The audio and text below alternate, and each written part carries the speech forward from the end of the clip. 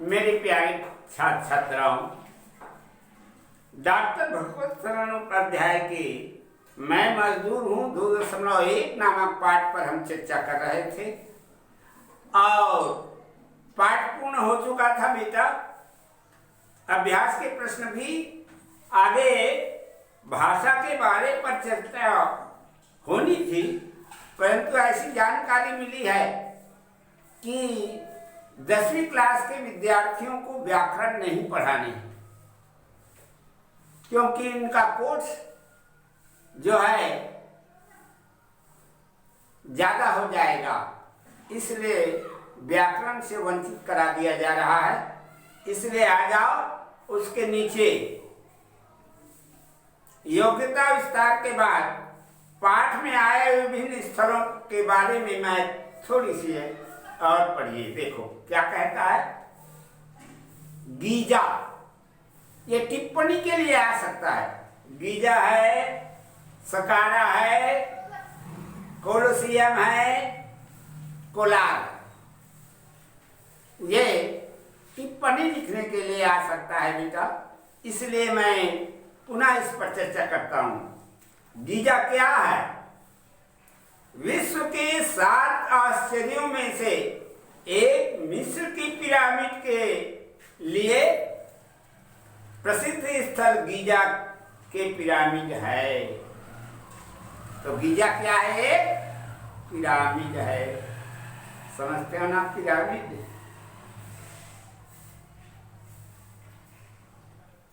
एक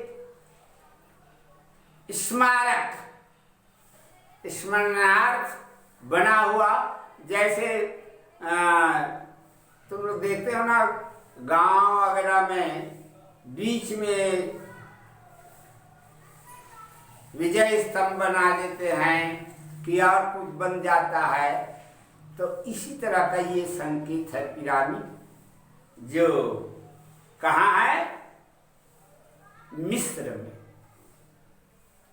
अद्वितीय है बेटा, इसकी महिमा बताई जा रहा है। देखो ध्यान से, सर्वाधिक प्राचीन, देखा, प्राचीनता के क्षेत्र में इसके बराबर और पुराना कोई संकेतक नहीं। भव्य और अत्यधिक उन्नत तकनीक से बने पिरामिडों में लगभग 2500 वर्ष ईसा पूर्व बनाया गया था। आज से लगभग 2500 वर्ष पूर्व इसका निर्माण हुआ था बेटा। और देखो इसकी विशेषता बता रहा है, 450 फीट की ऊंचाई तक अत्यंत विशाल पत्थरों से कैसे पहुंचाया गया होगा, यह आज भी नहीं जाना जा सका है। बताओ, उस जमाने की बात है। कितना? किसे? 2500 वर्ष पहले की मिस्र में बना हुआ ये पिरामिड 450 फुट ऊंचा। अब उतनी ऊंचाई पर, और ऐसे नहीं छोटे छोटे ऐसे पत्थर लगा दिया हो, बड़े विशाल पत्थर लगाए गए हैं।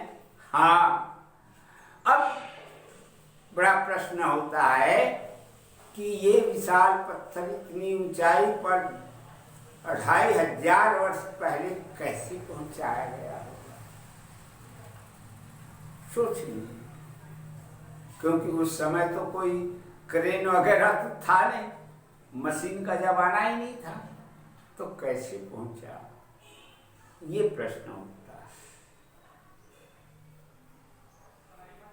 मानवीय श्रम का अद्भुत उदाहरण, तो यही कहा जा कि ये मजदूरों की ही मेहनत का एक संकेत है।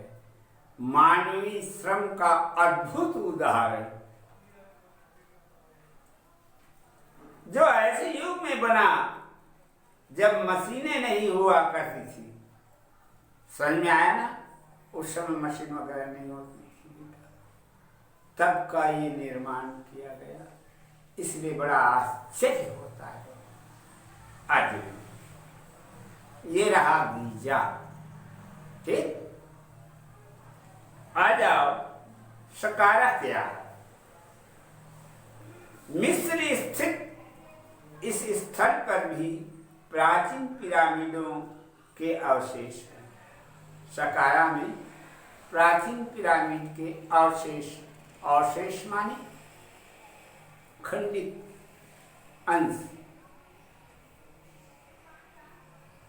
ये है। सकारा की पिरामिड सीढ़ीदार हैं।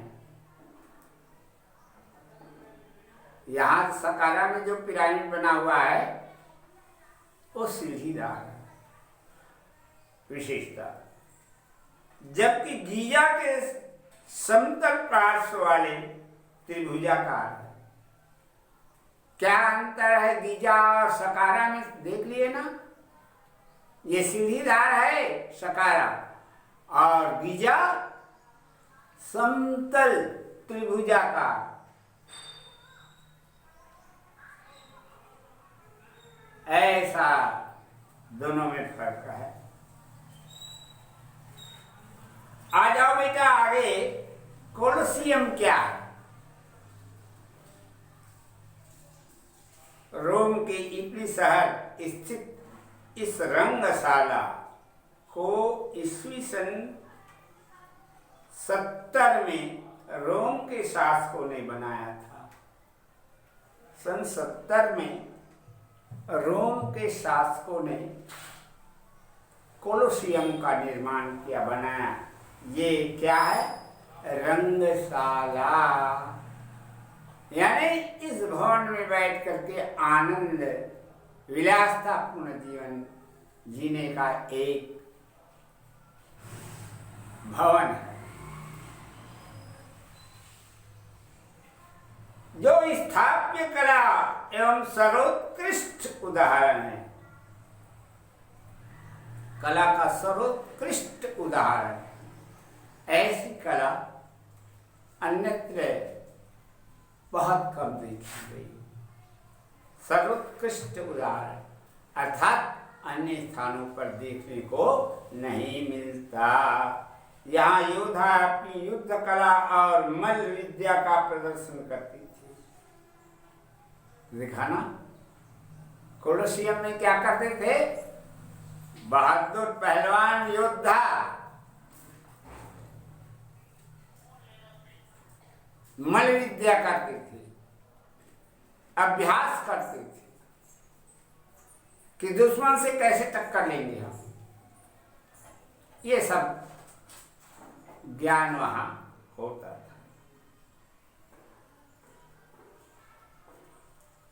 अब यह खंडहर के रूप में पर्यटकों के लिए दर्शनीय स्थल है, परंतु आज भग्नावशेष है और यह भी देखने योग्य है, दर्शनीय है। अब आ जाओ कोलार को। गीजा देख लिया, सकारा देख लिया, कोलंबियस देख लिया, कोलंबिया, कोलोसियम, ये तीन देख लिए। आ जाओ कोलार को। भारत के कर्नाटक राज्य में स्थित यह स्थान बेंगलोर से 60 मील की दूरी पर है। बेंगलोर से 60 मील की दूरी पर ये कोलार स्थित है, जो पर्यटक जो हैं इनका देखने के लिए जाया करते हैं। यहाँ सोने की खान है, विशेषता याद रखना। कोलार में क्या है? सोने की खान। सुवर्ण प्राप्त किया जा सकता है यहाँ। इस तरह से ये पाठ पूर्ण हो गया बेटा। आ जाओ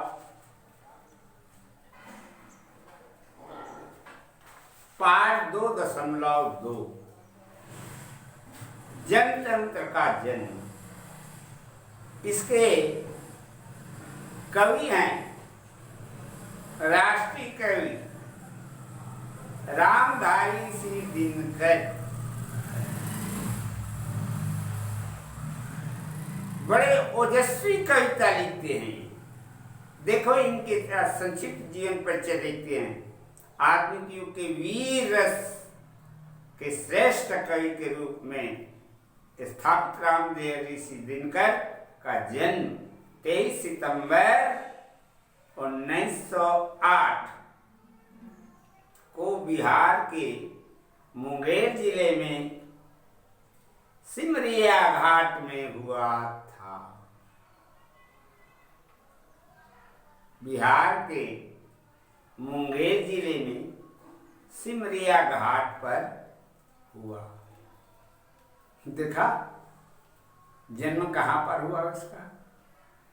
तो ऐसा है, इतिहास भी हमारा कहता है कि जन्म विवाह मरण गति सोई, और जहाँ जस लिखा तहाँ तस होई।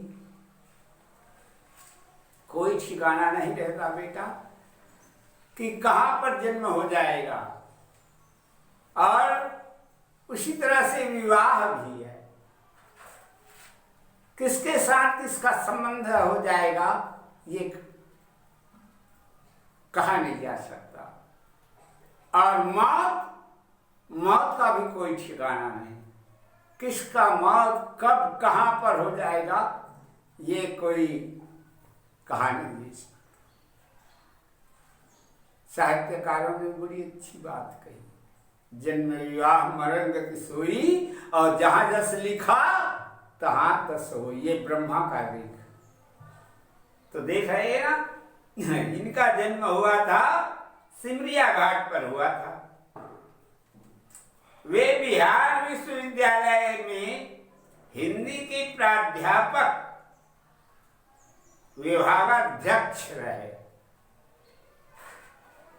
प्राध्यापक कौन लगते थे जानता हो? व्याख्याता जनरल प्रोफेसर कहते। जनरल अंग्रेजी में प्रोफेसर के थे, हिंदी में व्याख्याता और प्राध्यापक।